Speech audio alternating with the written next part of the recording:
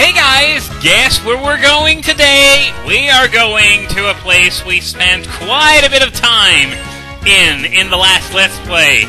We're going to the big stadium and the small court once again. They are fairly similar to what they were in the last game. The triggers that add extra trainers are still the same, namely beating the 5th and 7th gyms as well as the Elite Four. But you do have to beat the champion this time, since there's no Team Plasma interrupting your championship challenge this time around. So I'm just talking to the NPCs, even though I think they might be saying the exact same thing that they did in the first game. I'm not entirely sure, but not that it really matters anyway. We're mostly here for the trainers.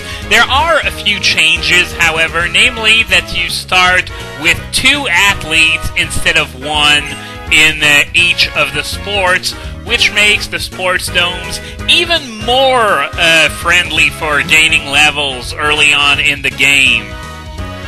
Personally, I still prefer Audino grinding at this stage. It especially gets interesting in the post-game of Black and White 1, where the trainers far out-level Audinos, which isn't really the case in the post-game to this game. And yeah, this guy's hand got hurt, of course. Yeah, this guy's obviously saying the same thing he was saying in the first game, so either it's a different guy who got his hand hurt and there's a real epidemic among soccer players, or it's the same guy who had his hand hurt for like 2 years, or by some absolutely freakish coincidence managed to get his hand hurt right at the time where the 2 games happened. But I'm just overthinking things that aren't important, so I'm just gonna stop. There is one thing that I would like to say, though, and it's just the fact that it's suspect testing season again, and the chosen target isn't making many people happy from what I've been told. I'm talking about Incarnate Landorus. A really weird choice in theory, considering that the Therian form is used more, and the thing that allegedly makes Incarnate Landorus so good is its new Sheer Force ability, which it acquired at the onset of Black and White 2's release.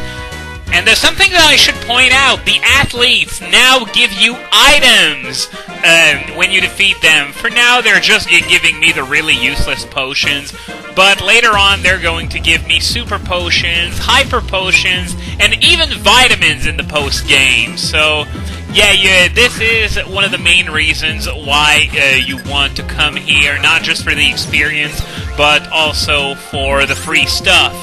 But yeah, as I was about to say, Sheer Force only beats Sand Force in a 2-to-1 ratio in terms of use, which it makes it really weird that you know they would go after the least popular of Landorus's forms, where the allegedly game-breaking ability is used by only 2/3 of Incarnate Landorus's. So, what the hell?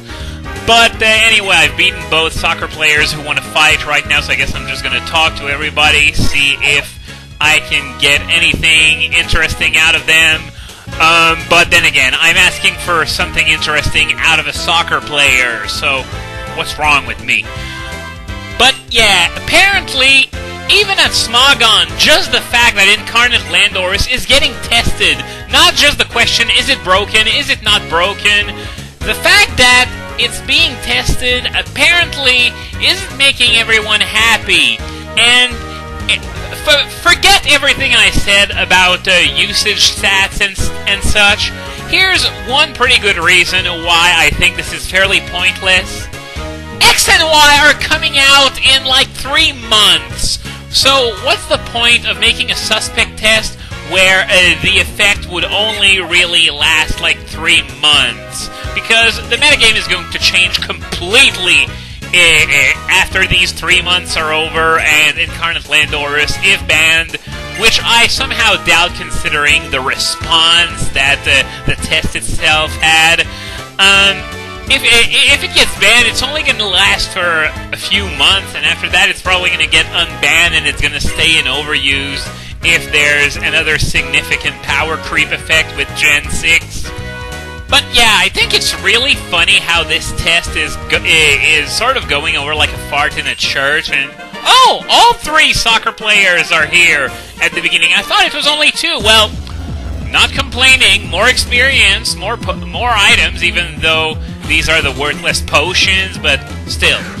Yeah, the funny thing is that, well, as I've mentioned before, there is an increasing number of people who would like to see Politoed go. And yet, the next test after Incarnate Landorus has already been decided, and it's Keldeo. Again. If you remember, it's been tested earlier this year, and it got a measly 15% in favor of a ban. And since then, only Leaf Green Deoxys has been banned, as well as Therian Tornadus. I'm not exactly sure these 2 bans would change the game so much that suddenly banning Keldeo would be a good idea. Now I'm done with the soccer field, so I'm going to head over to the small court really quickly. But yeah, it's like, why don't they just do a blanket ban for all water types except Politoed? Because that's where we're headed at this point. Just how many weather abusers have to go before they get a clue that, hey, maybe the abusers aren't the problem, maybe it's the weather itself. And that was my first reaction when I saw that Incarnate Landorus was getting tested. I was like, great, another weather abuser.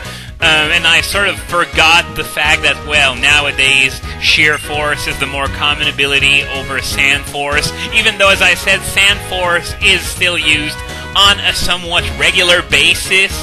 But I guess Sheer Force is just a lot more, it's a lot more flexible in terms of use, since you don't need a specific weather, you just need specific moves such as Earth Power and stuff. And then, well, there was the fact that Sand Force was Landorus's only ability for almost 2 years, so I just sort of had the wrong instinct there, I guess. But yeah, it just goes to show that it really is time for this generation to end, and why did I just go out? I wanted to go in the court to fight all those basketball players, but yeah, it's about time for this generation to end, I think, because I think the whole suspect process is getting a bit out of hand, and it could do with a total reboot like what happened at the beginning of Generation 5. And as I just said, the ban list is starting to get large enough that it seems to me like the only logical step to take when Generation 6 starts. And on that note, one thing that I would like to say about the suspect process that I would like to see in Gen 6 is more potential unbannings. Because aside from that Sandvale Garchomp bullshit, there has never been any attempt at potentially bringing something back that was banned earlier on in the generation, but might prove to be a bit more easy to handle later on in the generation, if you get what I mean. We never saw any testing for Blaziken or Incarnate Thundurus, stuff like that. Not that they would definitely be unbanned, but I think this would have been worth taking a look at, because we've never seen them perform in an overused setting since 2011, and that's starting to be quite some time ago. So as a result, it's something that I really would like to see more of in Generation 6, and since Generation 6 is presumably going to be a bit longer than Generation 5 was, proving my point that Generation 5 was, for all intents and purposes, a filler generation, while I guess the 3DS was, well, it's sort of a silly situation to even try to explain, because the 3DS came out only mere months after Black and White 1's Japanese release, and I've been saying for a long time now that they should have just waited a little bit longer to release Black and White, and as a result, maybe the 3DS wouldn't have struggled as much at launch. And I know I've said it several times before, but I've always been surprised by how much in control of their agenda Game Freak were, and I feel pretty safe assuming that they did receive some pressure from Nintendo to wait just a little bit longer.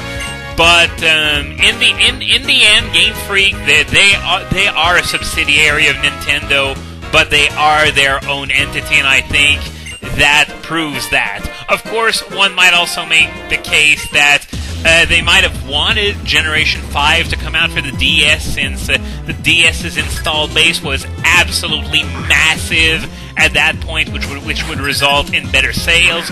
But at the same time, I think that just the fact that the possibility, I should say, not the fact, the possibility of Black and White coming out for the 3DS at or near launch would have moved a lot more systems from the get-go, and they might not even have needed to do that drastic price cut that they did a few months into the 3DS's lifespan. But now I'm just rambling on too much, and God, I hate Roggenrolas so much. It's something we haven't seen a whole lot of yet, considering that we only ran into a few, like in the Relic Passage. I never remember whether it's the Relic Passage or the Relic Path. I think Relic Path is like the Japanese name, and Relic Passage is the English one. But then again, I could be mixing them up entirely because they're just so similar. But whatever, doesn't really matter. Roggenrola down, didn't even get a shot in because it was too stupid. Decided to use Iron Defense instead. Pro tip, when you have 1 HP and no means of recovery, Iron Defense is the last move you should do.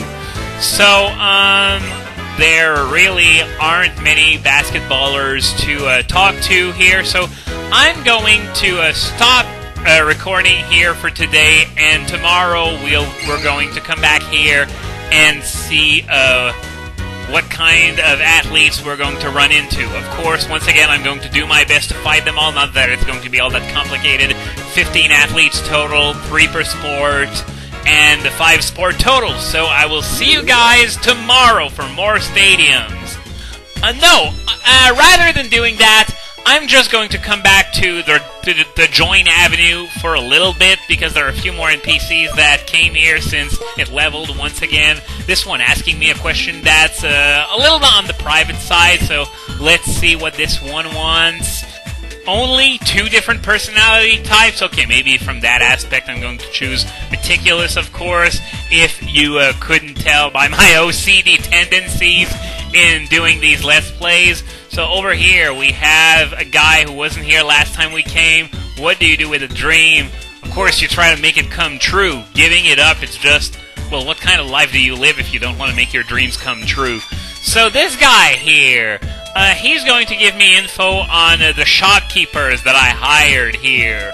However, since all I have, as you can see, are random NPCs, he only can give you data on trainers that you met, like at the GTS, or traded with, or battled with, stuff like that.